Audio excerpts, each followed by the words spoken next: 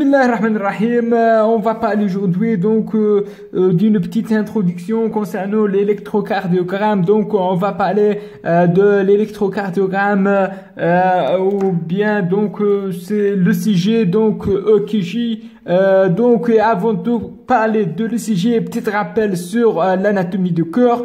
Pour dessiner notre ECG, il faut un petit rappel sur l'électrophysiologie cardiaque. Donc le cœur contient quatre chambres ou bien quatre cavités, contient deux oreillettes et deux ventricules. On a ici une petite ventricule, ce qu'on appelle ventricule droit, donc un ventricule droit. Et dans l'autre côté, on a une ventricule épais. Épais, c'est avec un épaisseur, donc un grand épaisseur, c'est le ventricule gauche. Ventricule gauche et petite épaisseur, c'est le ventricule droit. Ici, on a les deux oreillettes, oreillette droite et oreillette gauche. Donc la genèse de l'électricité se fait au niveau d'un pacemaker, comme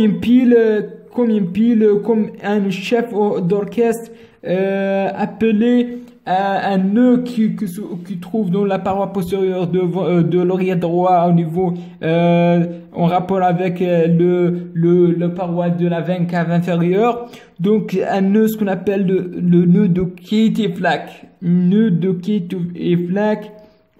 Kitty-Flack en forme d'un semi-lunaire, qui génère une fréquence cardiaque à l'entour de 70%. Ce nœud contient, un nœud contient un ensemble de cellules myocardiques spécifiques appelées cardiomyocytes,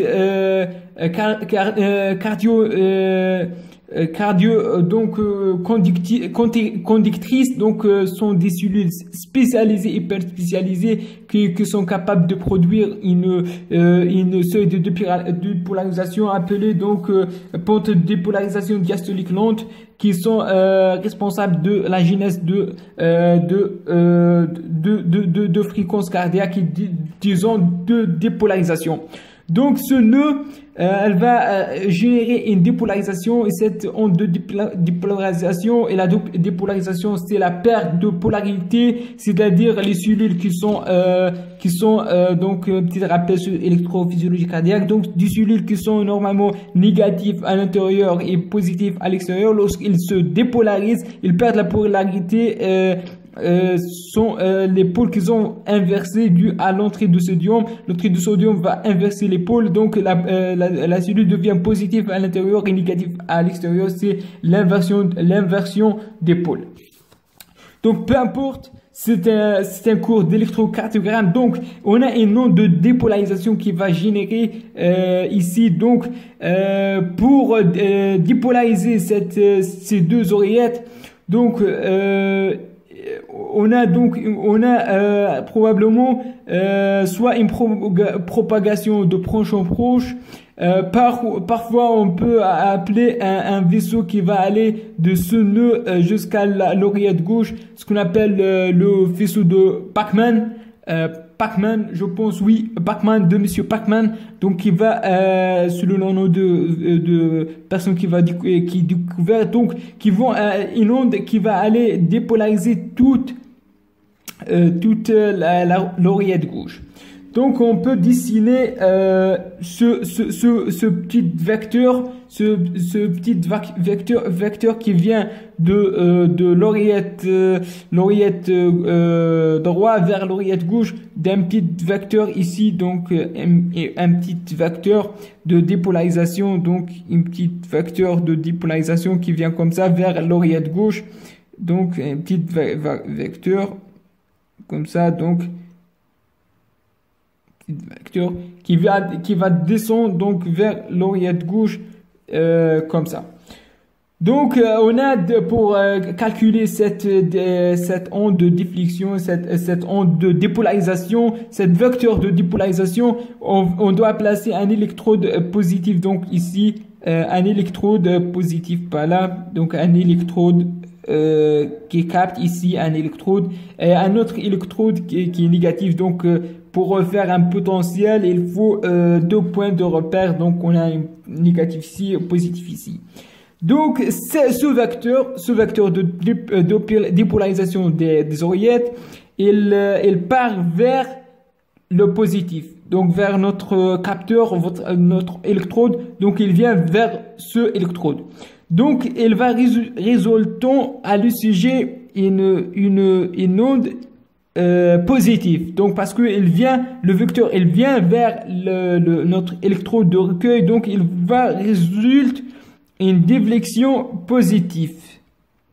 Et c'est la première déflexion au niveau de l'ECG parce que le vecteur de dépolarisation de ce oreillette, il vient vers le capteur positif, ce qu'on appelle l'onde P. C'est l'onde P. Après la dépolarisation, donc pour passer donc maintenant à la dépolarisation des ventricules, on a un septum ici fibreux. On a un septum fibreux et les fibres sont imperméables, donc les fibres sont imperméables. On a un septum fibreux dans le cœur qui sépare les oreillettes de leurs ventricules. Et le seul moyen pour passer vers les ventricules, c'est un autre nœud, ce qu'on appelle le nœud d'Ashotawara ou atrioventriculaire. Donc un nœud ici, un autre nœud, et ce nœud atrioventriculaire, c'est comme un barrage, va diminuer donc la vitesse de conduction et donc ils ont arrêté les ondes ici et on peut appeler donc la silence électrique du cœur qui est représentée par l'intervalle de PR. Donc un silence c'est le PR, donc un silence électrique. On n'a pas une onde et il peut être détectable donc le passage au niveau de ce nœud d'Ashotawara ou atrioventriculaire. Après on a un autre faisceau de cellules nodales, donc ce qu'on appelle le faisceau de His, donc un seul faisceau au milieu, c'est le faisceau de His, donc je peux le dessiner comme ça, le faisceau de His. C'est le faisceau de His et ce faisceau de His il va diviser en deux, une branche gauche et l'autre branche droite. Donc branche droite qui va entrer dans le paroi de ventricule droit et un branche gauche qui va diviser en deux, une antérieure vers le pilier antérieur, le corde intérieur et l'autre postérieur, donc qui va entrer dans le myocarde, donc pénétrer et va terminer par un réseau, ce qu'on appelle le réseau de Purkinje. Donc un réseau de Purkinje. Donc l'arrivée de l'onde de dépolarisation va dépolariser la totalité de ventricules. Mais avant de dépolariser la ventricule, va dépolariser ce septum. Et lorsqu'il y a une dépolarisation du septum, le vecteur du septum, donc elle va aller donc vers le haut. Donc une onde de dépolarisation du septum, une petite onde, très petite onde de dépolarisation du septum, c'est vers le haut, donc vers le haut, c'est-à-dire elle s'éloigne de l'électrode positive. Lorsqu'elle s'éloigne de l'électrode positive, lorsqu'elle part vers le haut, cette onde de dépolarisation de ce septum va donner une déflexion négative, ce qu'on appelle l'onde Q. Donc déflexion, une onde négative, donc parce que la onde de dépolarisation elle s'éloigne vers l'électrode positive, donc elle va donner cette onde et cette onde on peut l'appeler l'onde Q. PQ, oui. Après, on a la dépolarisation, donc septum, c'est bon, elle est dépolarisée. Donc, on a une dépolarisation de ce grand paroi musculaire et qui va résulter un vecteur qui est très grand parce que le paroi il est très épais et même les parois. Donc, la résultante de tous ces parois, c'est une grande onde qui tend vers un grand vecteur vers le pôle positif qui va donner le fameux onde R on est sujet. Donc une grande déflexion, c'est l'onde R. Après, on a ici, dans la base des ventricules, on a le dépolarisation vient comme ça, vient comme ça, vient comme ça. Mais ici, elle va donner légèrement une petite onde, légèrement, donc elle est en bas, mais ici, on a légèrement une onde qui vient vers le haut. Donc, on peut le dessiner, une petite onde ici, dans les bases des ventricules, une petite onde vers le haut, une petite onde vers le haut, donc petite onde vers le haut, petite onde vers le haut. Ici aussi une petite onde vers le haut, qui va résultant la fameuse onde QL, la fameuse onde S. Ici aussi une petite onde. Après, on a la totalité de muscles de ventricule.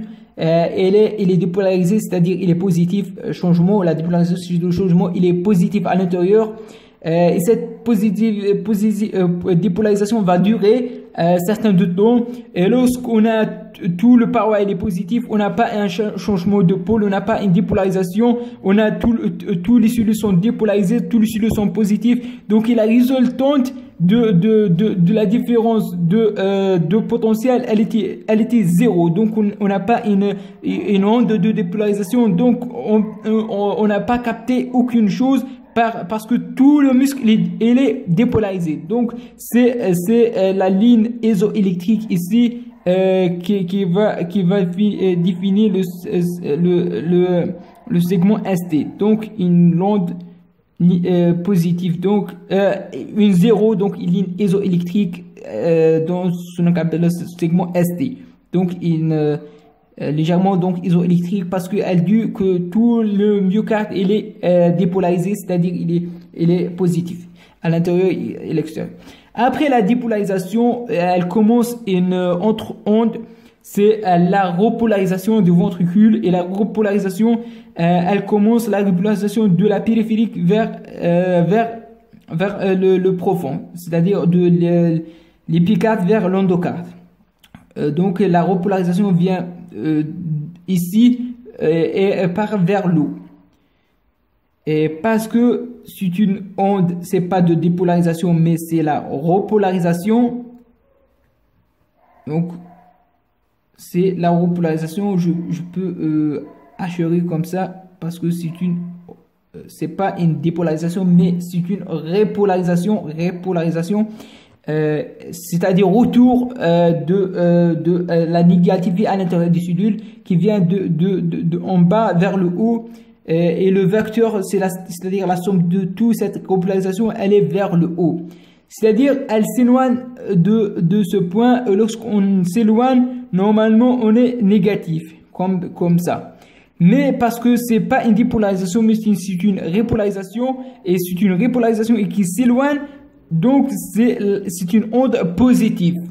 Donc c'est pas négatif comme le Q. Le Q c'est une dépolarisation de septum qui vient vers le haut, mais ici on a repolarisation du ventricule qui vient vers le haut.